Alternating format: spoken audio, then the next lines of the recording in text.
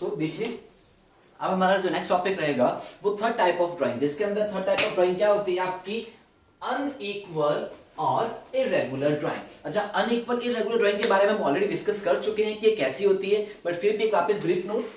इसके अंदर क्या होता है, डिफरेंट अमाउंट और डिफरेंट टाइम गैप। जब कभी भी आप ड्राइंग करोगे तो जो टाइम गैप रहेगा दो ड्राइंग के बीच में वो क्या रहेगा, हर बार अलग अलग रहेगा, और जो अमाउंट रहेगा वो भी क्या रहेगा, अलग रहेगा। तो हर बार कुछ ना कुछ इस चीज के अंदर क्या रहेगा, अलग अलग होता रहेगा। ये जो ड्राइंग होगी वो किसी भी दिन हो सकती है और किसी भी अमाउंट के फॉर्म में हो सकती है। मतलब किसी भी दिन जब पार्टनर का मन हुआ तब वो ड्राइंग कर लेता है, या फिर जितना उसका मन होता है वो उतना ड्रॉ कर लेता है। यहाँ पे प्री डिसाइडेड कुछ भी नहीं होता। ये क्या होता है, हर बार अलग अलग होता रहता है। जैसे कि आप देखोगे रेगुलर ड्राइंग में क्या होता था, सब कुछ फिक्स होता था, टाइम भी फिक्स, अमाउंट भी fix. Same like Salman Khan की मूवी हर साल ईद पे आनी है, और जो अंदर का कंटेंट है वो भी क्या है, सेम टू सेम।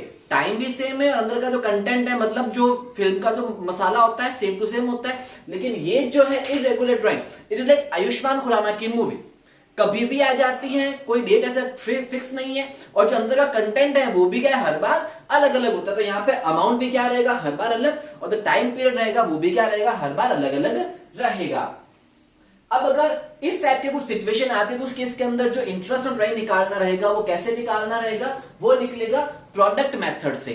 और इस प्रोडक्ट मेथड के अंदर क्या है, कुछ स्टेप वाइज कैलकुलेशन से आपको 2-3 स्टेप फॉलो करने पड़ेंगे, और उस स्टेप की मदद से हम क्या कर सकते हैं, इसकी कैलकुलेशन कर सकते हैं। सबसे पहले हम इसके एक एग्जांपल देख लेते हैं कि जैसे हमने लास्ट टाइम में पढ़ा था रेगुलर ड्राइंग के अंदर एग्जांपल कैसा आता है कि वो हर मंथ रेगुलर ड्रॉ करता है, 100 रुपए, 200 रुपए, 1000 रुपए, जितने भी ड्रॉ करता है, फिक्स अमाउंट होता है। तो यहाँ पे भी देख लेते हैं कि यहाँ पे कैसे एग्जांपल्स आपका रहेगा कि कैसा सिनेरियो रहता है इस पैटर्न का। तो आप देखोगे कि राम पार्टनर मेड दीस फॉलोइंग विड्रॉवल्स। अच्छा, पहले मैं दो अलग अलग एग्जांपल ले रहा हूं, यहाँ पे मैंने शॉर्ट में लिख दिया है कि राम एक पार्टनर जैसे साल भर के अंदर क्या किए हैं, कुछ 7-8 विड्रॉवल्स किए हैं। अब आप देखोगे, ये फर्स्ट क्वेश्चन देखना, इसको मत देखना, ये फर्स्ट क्वेश्चन देखना। यहाँ पे क्या लिखा है, ऐसे ही लिखा हुआ होगा कि 5-6 आपको डेट्स दे देंगे और उसके सामने आपको अमाउंट दे देंगे। जब आप सबसे पहले चेक करोगे तो जो अमाउंट होंगे ना, हर बार क्या होंगे, अलग अलग होंगे। जैसे यहाँ पे देख लो 1000, 3000, 4000, 8000, 2000, 1000 दिख रहा है, अमाउंट अलग है। आंख बंद करके समझ लो कौन सा है,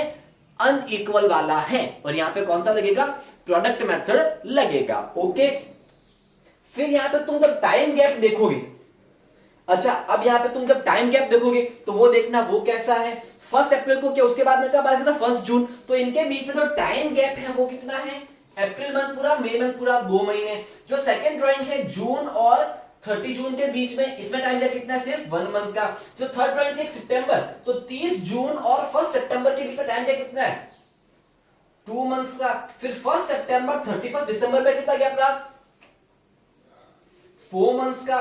फिर 31 दिसंबर से 15 फेब तक कितना मंथ का, 1.5 मंथ। फिर बाद में 15 फेब से 1 मार्च से कितना रहा आपका, 0.5 मंथ। तो हर बार जो दो ड्राइंग के बीच में जो टाइम गैप है वो हर बार क्या आ रहा है, अलग अलग आ रहा है। तो ये क्या हो गया, इरेगुलर भी हो गया। इरेगुलर है या नहीं है यहाँ पे, तो ये क्या आ गया आपका, इरेगुलर टाइम पीरियड आ गया। तो यहाँ पे भी कौन सा लगना है, प्रोडक्ट मेथड ही लगना है। अब जैसे केस 2 देखना, केस 2 के अंदर क्या है, यहाँ पे तुम देखोगे 1 अप्रैल, 1 मई, जून, जुलाई, और हर मंथ की फर्स्ट डेट है। मतलब देखोगे तुम हर ड्राइंग के बीच में टाइम गैप क्या आ रहा है, 1 मंथ का ही आ रहा है। लेकिन देखना अमाउंट, हर बार अमाउंट क्या है, अलग अलग है। कभी 8000, कभी 2000, कभी 600, कभी 500, कभी 700। तो अमाउंट अलग आ गया। टाइम पीरियड भले ही सेम हो, टाइम पीरियड सेम है, टाइम गैप है जो सेम है, लेकिन जो अमाउंट है वो क्या है, अलग है। कौन सा लगेगा, प्रोडक्ट मेथड ही लगेगा। कौन सी रहेगी, ये इरेगुलर ड्राइंग ही रहेगी। एक और केस देखना यहां पे,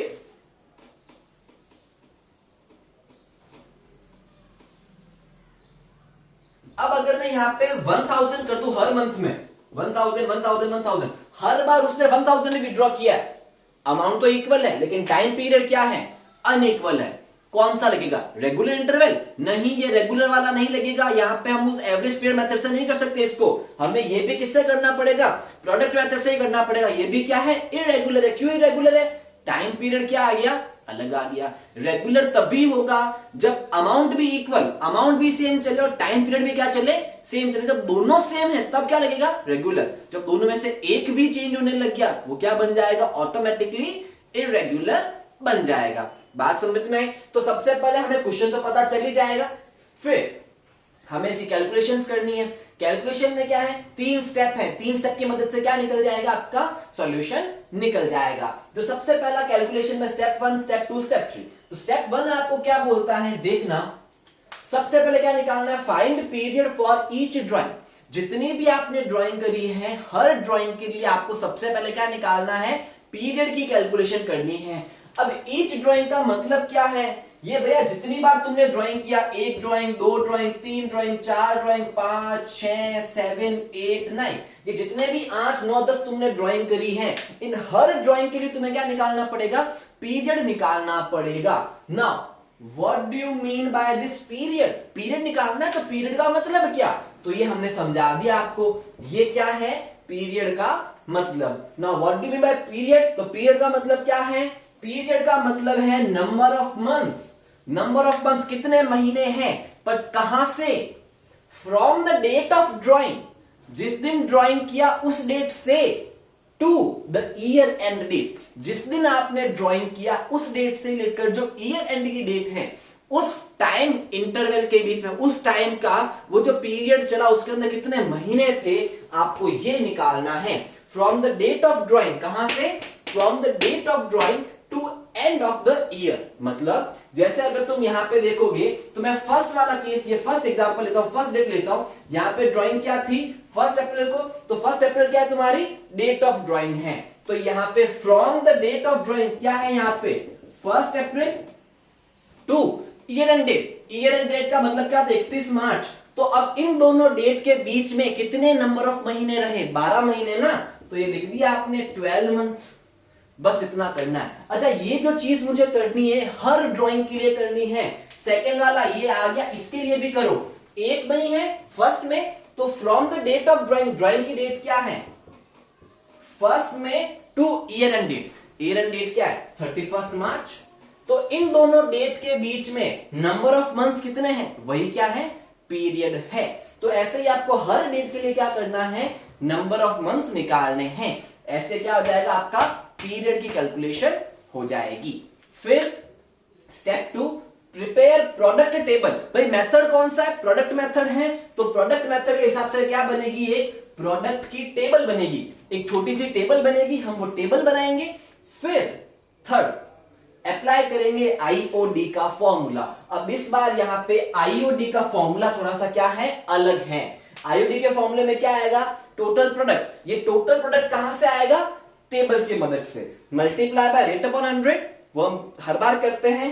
फिर मल्टीप्लाई यहां पर क्या है, 1/12। ये बाकी सारे फॉर्मूले से थोड़ा सा अलग है, तो ये फॉर्मूला हमें देखना पड़ेगा। अभी हम एक केस लेके, एक क्वेश्चन लेके पीरियड की कैलकुलेशन करते हैं, प्रोडक्ट टेबल बनाते हैं और ये फॉर्मूला अप्लाई करते हैं। पहले मैं आपको बताता हूं ये प्रोडक्ट टेबल कैसे बनती है।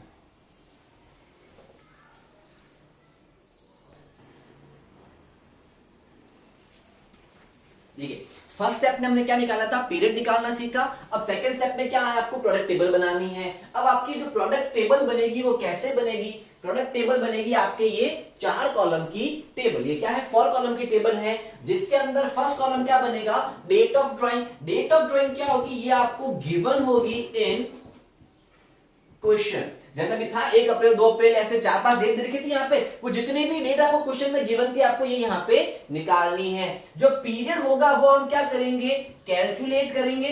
पीरियड कैसे कैलकुलेट करते हैं, वही डेट ऑफ ड्राइंग से लेकर ईयर एंड की डेट तक। तो हर ड्राइंग का क्या करूंगा मैं, वो पीरियड कैलकुलेट कर लूंगा। फिर जो अमाउंट ऑफ ड्राइंग होगा, ये क्या होता है, आपको गिवन होता है क्वेश्चन के अंदर। फिर से हर की चीज क्या होगी, आपको क्वेश्चन में गिवन होगी। फिर निकालना क्या पड़ेगा आपको, चौथा कॉलम प्रोडक्ट। ये कैसे निकलेगा, तो इसके अंदर क्या करना है, period multiply by amount. Her case के अंदर जैसे यहाँ पर 1, 2, 3 और 4 अलग अलग डेट दे रखी होगी, और चारों अलग अलग डेट से तुम क्या निकालोगे, 4 अलग अलग पीरियड निकालोगे। फिर उन्हीं के क्या दे रखे होंगे, आपको 4 अलग अलग अमाउंट भी दे रखे होंगे, 4 अलग अलग अमाउंट आ जाएंगे। फिर क्या करना है, हर केस का पीरियड, इस केस के पीरियड को इस केस के अमाउंट से मल्टीप्लाई करो, यहां पे लिखो। फिर यहां के पीरियड को यहां के अमाउंट से मल्टीप्लाई करो, यहां पे लिखो, यहां के पीरियड को यहां के अमाउंट से मल्टीप्लाई करो, लिखो, फिर यहां के पीरियड को यहां के अमाउंट से मल्टीप्लाई करके लिखो। फिर ये जब जितने भी यहां पे अमाउंट आ जाएंगे, इन सबके अमाउंट को क्या करना है, आपको ऐड करना है, और यहां पे क्या लिखनी है, उसकी टोटल, जिसे हम क्या बोलेंगे, टोटल प्रोडक्ट। ये तो अलग अलग प्रोडक्ट आया, इसी की क्या कर दोगे आप, टोटल कर दोगे, तो उसे हम क्या बोल देंगे, टोटल प्रोडक्ट, या फिर टोटल प्रोडक्ट को शॉर्ट में क्या बोल सकते हैं, सिग्मा प्रोडक्ट, जो हम स्टैटिस्टिक्स में पढ़ते हैं मीन वाले चैप्टर के अंदर, तो उसे क्या बोलते हैं, सिग्मा प्रोडक्ट भी बोलते हैं। तो एक बार क्या बन जाएगी, आपकी टेबल बन जाएगी। टेबल के बाद में जो अगला काम करना है वो क्या रहेगा, स्टेप 3, अप्लाई आईओडी फॉर्मूला। इस बार जो आईओडी का फॉर्मूला है वो क्या रहेगा, अलग रहेगा थोड़ा सा, जिसमें क्या रहेगा, सबसे पहले टोटल प्रोडक्ट। टोटल प्रोडक्ट कहां से आएगा, ये जब आप टेबल बनाओगे, इस टेबल की जो ये टोटल रहेगी वही क्या रहेगी, आपकी टोटल प्रोडक्ट। फिर रेट और 100, वही आईओडी की रेट अपॉन 100। फिर क्या करना है आपको, मल्टीप्लाई बाय 1/12। इसमें यह ध्यान रखना है कि यहां पर हमेशा क्या आएगा, 1 ही आएगा। यही सबसे इंपॉर्टेंट चीज है, यही पर हम गलती कर देते हैं। यहां पर क्या आएगा, हमेशा 1 आएगा। तो इसी के साथ ये आपका जो कॉन्सेप्ट है वो खत्म होता है। अब एक छोटा सा क्वेश्चन कराता हूं और इस चीज को हम खत्म करते हैं।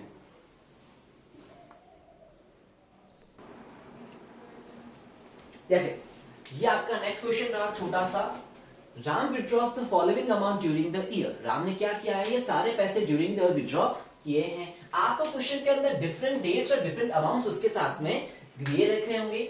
जैसे 1 अप्रैल को 10,000 विड्रॉ किए, 1 जून को 9,000, 1 नवंबर को 14,000, 1 दिसंबर को 5,000। और आपको क्वेश्चन में रेट ऑफ इंटरेस्ट तो ऑलवेज गिवन होनी ही है। फिर आपको करना क्या, इस छोटे से क्वेश्चन को सॉल्व करना है। सॉल्व करने के लिए 3 स्टेप कैलकुलेशन, पीरियड आपको निकालना है, टेबल बनानी है, फॉर्मूला अप्लाई करना है। सबसे पहले मैं क्या करूंगा, सीधी ही क्या कर दूंगा, प्रोडक्ट टेबल बनाना स्टार्ट कर दूंगा। प्रोडक्ट टेबल ये रही, वही 4 कॉलम, डेट, पीरियड, अमाउंट और प्रोडक्ट। सबसे पहले मैंने क्या किया, जो डेट क्वेश्चन के अंदर मैंने बोला ही था, डेट और अमाउंट आपको क्वेश्चन में गिवन होंगे, तो मैंने क्या किया है, डेट का कॉलम बनाया। डेट के अंदर चारों डेट्स जो क्वेश्चन के अंदर थी वो लिख देनी है। जो अमाउंट है, अमाउंट क्वेश्चन के अंदर गिवन होगा, तो जो अमाउंट रिस्पेक्टिवली अमाउंट है, मैंने क्या किया, वो अमाउंट भी नोट कर दिए हैं। जो नेक्स्ट काम है वो मेरा क्या है, पीरियड कंप्यूट करना। पीरियड कैसे आता है, तो आपको पता है, डेट ऑफ ड्राइंग से लेकर टू ईयर एंड की डेट। अच्छा, डेट ऑफ ड्राइंग तो हर चीज में अलग अलग है, बट ईयर एंड की डेट क्या है, आपकी फिक्स है 31 मार्च। अब आपको करना क्या है, हर डेट से लेकर जाना है 31 मार्च तक और चेक करना है कि इस बीच में कितने महीने होते हैं। अगर मैं देखो 1 अप्रैल से 31 मार्च, दैट इज ये 1/4 से लेकर 31/3 तक कितने महीने होते हैं, 12 मंथ्स होते हैं। तो पीरियड में क्या लिखना है आपको, 12 मंथ लिख देना है। फिर अगला क्या, 1 जून, तो आ जाओ यहां पे 1 जून से लेकर 31 मार्च कितना होता है, तो जून, जुलाई, अगस्त, सितंबर, अक्टूबर, नवंबर, दिसंबर, जैन, फेब और मार्च, कितने हुए, ये 10 मंथ्स हुए। तो आपको क्या लिखना है, यहां पे सीधा 10 मंथ लिख देना है। फिर अगला 1 नवंबर से 31 मार्च, नवंबर, दिसंबर, जैन, फेब और मार्च, दैट इज आपके कितने हुए, 5 मंथ्स हुए। फिर अगला 1 दिसंबर से लेकर 31 मार्च कितना होता है, दिसंबर, जैन, फेब और मार्च, दैट इज 4 मंथ्स आपके पूरे हो जाते हैं। ऐसे ही क्या करना है, हर चीज में आपको मंथ्स लिखने हैं। फिर अगला काम क्या, प्रोडक्ट निकालना। वो कैसे आएगा, इस दोनों को आपस में मल्टीप्लाई करो, लिखो, दैट इज कितना, 10,000 मल्टीप्लाई बाय 12, 9,000 मल्टीप्लाई बाय 10, यहां पर 14,000 मल्टीप्लाई क्या है, सामने 5, तो मल्टीप्लाई करो 5, यहां पे 5,000 मल्टीप्लाई बाय 4, 5,000 मल्टीप्लाई बाय 4, और जो अमाउंट आए इसके सामने ही इक्वल करके लिख दो, that is equal equal equal equal. Sign करके लिखोगे क्या आएगा आपका, 1,20,000 रुपीज।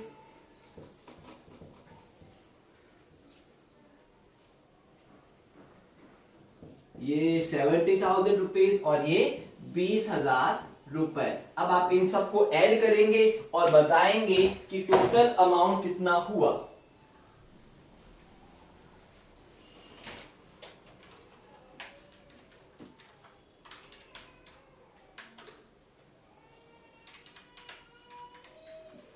अब आप इनको टोटल करेंगे और बताएंगे कि इनकी टोटल कितनी होती है। तो इनकी टोटल हो रही है आपकी 3 लाख रुपीज। अब जब इनकी टोटल हो गई है, ये क्या आ गया आपका टोटल प्रोडक्ट। तो टेबल बन गया। अब हमारा काम क्या था, स्टेप 3। स्टेप 3 क्या होता है, फॉर्मूला अप्लाई करना। और फॉर्मूला क्या है, आईओडी का, ये मैंने लगाया आईओडी का formula, total product multiply by rate upon 100 multiply by 1 upon 12। ये कितना है 3 lakh rupees multiply by 6 upon 100 multiply by 1 upon 12।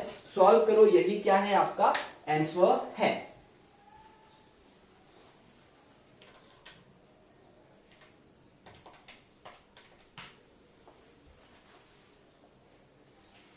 ये आएगा आपका 1500 का इंटरेस्ट। सॉल्यूशन खत्म। ऐसे ही क्वेश्चन करना होता है। अब जैसे देखो कि मैं डेट चेंज करता हूं, पीरियड निकालना सिखाता हूं। जब पीरियड आ जाता है आपका, उसके बाद में कैलकुलेशन कंपैरेटिवली बहुत ही आसान है। पीरियड कैसे निकालना है, एक दो केसेस और ले लेते हैं, पता चल जाएगा। और जैसे हम देखते हैं, अब मैं डेट्स लेता हूं आपके लिए। जैसे